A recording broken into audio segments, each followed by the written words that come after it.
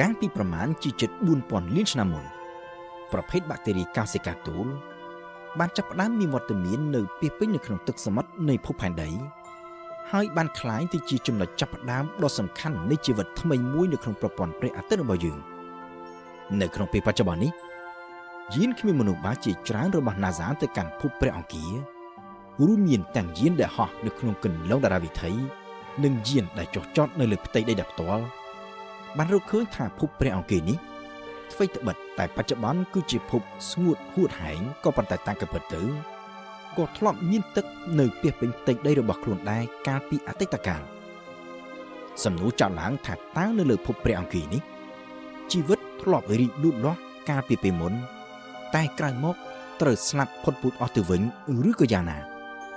តើភពផែនដីរបស់យើងអាចនឹងមានជោគវាសនាដូចគ្នានេះដែរឬទេ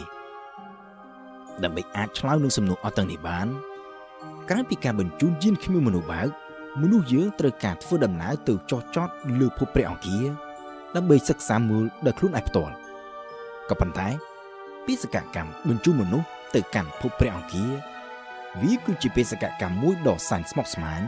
ហើយមានបញ្ហាប្រឈមច្រើនដែលត្រូវដោះស្រាយទាំងបញ្ហាខាងផ្នែកបច្ចេកវិទ្យា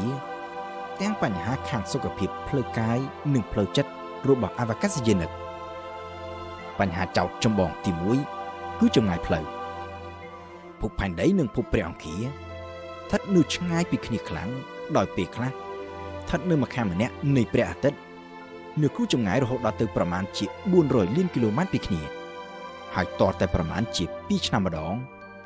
ទើបភពទាំងពីរនេះធ្វើដំណើរមកនៅក្បែរគ្នាគឺនៅត្រឹមប្រមាណជាង50លានគីឡូម៉ែត្រពីគ្នានេះមានន័យថាឱកាសនៅក្នុងការបាញ់បង្ហោះយានពីភពផែនដីទៅកាន់ភពព្រះអង្គារមានតែម្ដងប៉ុណ្ណោះនៅក្នុងរយៈពេលរៀងរាល់2ឆ្នាំម្ដងប្រសិនបើមានបញ្ហាណាមួយកើតឡើងធ្វើឲ្យគេខកខានមិនបានបាញ់បង្ហោះយានទៅតាមការកំណត់ទីនោះគេប្រកាសជានឹងត្រូវរងចាំរហូតដល់2ឆ្នាំក្រោយនៅពេលដែលភពព្រះអង្គារធ្វើដំណើរមកជិតភពផែនដីរបស់យើងវិញទើបគេអាចសាកល្បងសាជាថ្មីម្ដងទៀតបានលើសពីនេះទៅទៀតបើទោះបីជានៅពេលដែលភពព្រះអង្គារមកនៅក្នុងរយៈចម្ងាយជិតបំផុតនឹងភពផែនដីរបស់យើងនេះក៏ដោយជាមួយនឹងបច្ចេកវិទ្យាដែលមនុស្សយើងមាននៅក្នុងដៃនាពេលបច្ចុប្បន្ននេះគេចាំបាច់ត្រូវចំណាយពេលយ៉ាងតិច6ខែឬក៏អាចរហូតដល់ទៅ9ខែឯណោះទើបអាចធ្វើដំណើរទៅដល់ភពព្រះអង្គារបានហើយក្រោយពីទៅដល់ភពព្រះអង្គារហើយនោះអវកាសយានិកក៏នឹងមិនអាចវិលត្រឡប់មកវិញបានភ្លាមនៅឡើយនោះដែរដោយត្រូវរងចាំរហូតដល់ពេលដែលភពព្រះអង្គារខិតមកជិតនឹងភពផែនដីវិញទើបគេអាចធ្វើដំណើរចាកចេញពីភពព្រះអង្គារហើយត្រឡប់មកកាន់ភពផែនដីរបស់យើងវិញបានគឺជាសរុបការធ្វើដំណើរទៅមកពីភពផែនដីទៅភពព្រះអង្គារហើយពីភពព្រះអង្គារត្រឡប់មកកាន់ភពផែនដីរបស់យើងវិញនឹងត្រូវចំណាយពេលរហូតដល់ទៅប្រមាណជា2ឆ្នាំកន្លះឯណោះហើយការធ្វើដំណើរកាត់តាមទីអវកាសឆ្ងាយពីភពផែនដីក្នុងរយៈចម្ងាយរហូតដល់ទៅរាប់រយលានគីឡូម៉ែត្រនឹងប្រើរយៈពេលរហូតដល់ទៅរាប់ឆ្នាំបែបនេះវានឹងត្រូវចោទជាបញ្ហាច្រើនចំពោះសុខភាពរបស់អវកាសយានិកបញ្ហាចោទទី1គឺផលប៉ះពាល់ដោយវិទ្យុសកម្មនៃអវកាសជាពិសេសគឺវិទ្យុសកម្មដែលបញ្ចេញពីព្រះអាទិត្យការប៉ះពាល់ដោយវិទ្យុសកម្មនេះអាចនឹងកើតមានទាំងនៅក្នុងអំឡុងពេលធ្វើដំណើរនិងទាំងនៅក្នុងអំឡុងពេលដែលស្ថិតនៅលើភពព្រះអង្គារដោយសារតែភពព្រះអង្គារនេះមានស្រទាប់បរិយាកាសតិចតួចហើយគ្មានដែនម៉ាញ៉េទិក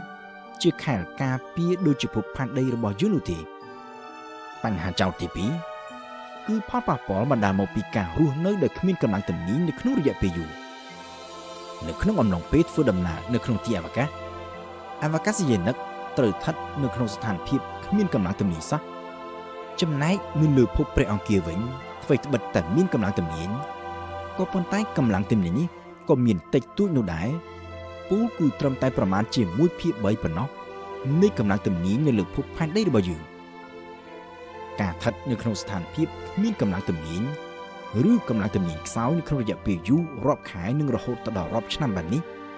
វាអាចនឹងបង្កនៅផលប៉ះពាល់ធ្ងន់ធ្ងរទៅដល់ឆ្អឹងនិងសាច់ដុំរបស់អវកាសយានិកបន្ថែមពីលើនេះទៅទៀត ការរស់នៅក្នុងយានអវកាសដ៏តូចចង្អៀតហោះឆ្លងកាត់ទីអវកាសកណ្ដោយកណ្ដែងតែឯងដែលឆ្ងាយពីក្រុមគ្រួសារញាតិមិត្តក្នុងរយៈពេលរាប់ខែរាប់ឆ្នាំបែបនេះក៏អាចនឹងចោទជាបញ្ហាដ៏ធ្ងន់ធ្ងរផងដែរទៅដល់សុខភាពផ្នែកផ្លូវចិត្តក៏ប៉ុន្តែបើទោះបីជាត្រូវប្រឈមនឹងបញ្ហាស្មុគស្មាញច្រើនបែបនេះក៏ដោយគេនៅតែមានគម្រោងបញ្ជូនមនុស្សឲ្យទៅកាន់ភពព្រះអង្គានោះដែរដោយក្រុមហ៊ុន SpaceX ដែលជាក្រុមហ៊ុនឯកជនរបស់លោក Elon Musk គ្រោងបញ្ជូនមនុស្សទៅកាន់ភពព្រះអង្គានៅត្រឹមឆ្នាំ2024ចំណែកទីភ្នាក់ងារ NASA វិញគ្រោងធ្វើនៅក្នុងអំឡុងទសវត្សរ៍ឆ្នាំ2030ខាងមុខដើម្បីត្រៀមបេសកកម្មនេះ NASA បានបង្កើនការសិក្សានិងស្វែងរកវិធីប្រឈមទៅនឹងផលប៉ះពាល់ដល់សុខភាពអវកាសយានិកនៅក្នុងទីអវកាសតាមរយៈការបញ្ជូនអវកាសយានិកឲ្យទៅរស់នៅក្នុងរយៈពេលវែងគឺរហូតដល់1ឆ្នាំពេញនៅក្នុងស្ថានីយ៍អវកាសអន្តរជាតិដែលហោះនៅក្នុងគន្លងតារាវិថីជុំវិញភពផែនដីរបស់យើងនៅក្នុងពេលជាមួយគ្នាបទពិសោធន៍និងបច្ចេកវិទ្យាថ្មីៗដែលគេកំពុងរៀបចំធ្វើសម្រាប់បេសកកម្ម Artemis ទៅកាន់ព្រះច័ន្ទនៅឆ្នាំ2024ខាងមុខនេះក៏ត្រូវបាន NASA កំណត់ផងដែរយកទុកជាគម្រោងដើម្បីបន្តប្រើនៅក្នុងបេសកកម្មបញ្ជូនមនុស្សទៅកាន់ភពព្រះអង្គាជាពិសេសគឺបច្ចេកវិទ្យា Rocket SLS និងយានអវកាស Orion ដែលសុទ្ធសឹងតែជាបច្ចេកវិទ្យាជួនលឿនសម្រាប់ការធ្វើដំណើរផ្លូវឆ្ងាយនៅក្នុងទីអវកាសក៏ប៉ុន្តែនៅមានបញ្ហាប្រឈមដ៏ធំមួយទៀតដែល NASA នៅមិនទាន់រកដំណោះស្រាយបានជាក់លាក់នៅឡើយគឺនៅត្រង់ថានៅពេលដែលគេបញ្ជូនអវកាសយានិកទៅដល់ភពព្រះអង្គាហើយនោះតែគេអាចបញ្ជូនអវកាសយានិកទាំងនោះឲ្យហោះចេញពីភពព្រះអង្គាហើយធ្វើដំណើរវិលត្រឡប់មកភពផែនដីរបស់យើងវិញបានដោយរបៀបណាខុសពីបេសកកម្មអប៉ូឡូទៅកាន់ឋានព្រះច័ន្ទភពព្រះអង្គាមានកម្លាំងទំនាញខ្លាំងជាងព្រះច័ន្ទរហូតដល់ទៅ2ដងហើយថែមទាំងមានស្រទាប់បរិយាកាសជាកម្លាំងកកិតដូច្នេះដើម្បីអាចហោះចេញផុតពីកម្លាំងទំនាញរបស់ភពព្រះអង្គាបានគេចាំបាច់ត្រូវការប្រើយានដែលមានកម្លាំងម៉ូទ័រខ្លាំងហើយត្រូវប្រើឥន្ធនៈច្រើននិយាយជារួមទៅគឺត្រូវមានទម្ងន់ធ្ងន់ខ្លាំងដែលត្រូវចោទជាបញ្ហាទាំងនៅក្នុងការបាញ់បង្ហោះចេញពីភពផែនដីរបស់យើងទៅផងនិងទាំងនៅពេលចុះចតនៅលើភពព្រះអង្គានោះផងរហូតមកទល់នឹងពេលបច្ចុប្បន្ននេះមានសេណារីយ៉ូមួយដែល NASA កំពុងពិចារណានិងសិក្សាមើលគឺនៅមុនពេលដែលគេចាប់ផ្ដើមបេសកកម្មបញ្ជូនអវកាសយានិក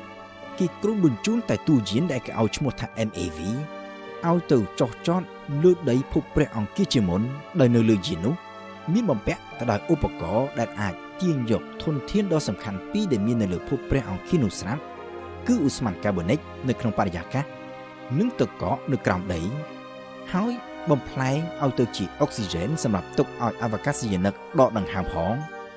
និងជាអ៊ីដ្រូសែននិងមេតានផងដើម្បីទុកធ្វើជាសារធាតុចំហេះប្រើក្នុងម៉ូទ័ររបស់ MAV សម្រាប់ដឹកអវកាសយានិកឲ្យហោះចេញពីដីនៃភពព្រះអង្គាមកវិញក៏ប៉ុន្តែទាំងអស់នេះគឺនៅត្រឹមតែជាទ្រឹស្ដីតែប៉ុណ្ណោះ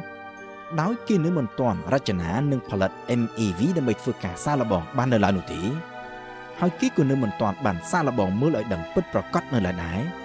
អំពីសមត្ថភាពនៅក្នុងការទាញយកនិងបំផ្លែងឧស្ម័នកាបូនិកនិងទឹកកកនៅលើភពព្រះអង្គាការសាកល្បងនេះត្រូវបានទីភ្នាក់ងារ NASA យកធ្វើជាគោលដៅចម្បងមួយនៅក្នុងបេសកកម្មបញ្ជូនយានគ្មានមនុស្សបើកសាជាថ្មីមួយទៀតទៅកាន់ភពព្រះអង្គាដែលគេគ្រោងបាញ់បង្ហោះនៅខែកក្កដាឆ្នាំ2020ខាងមុខនេះ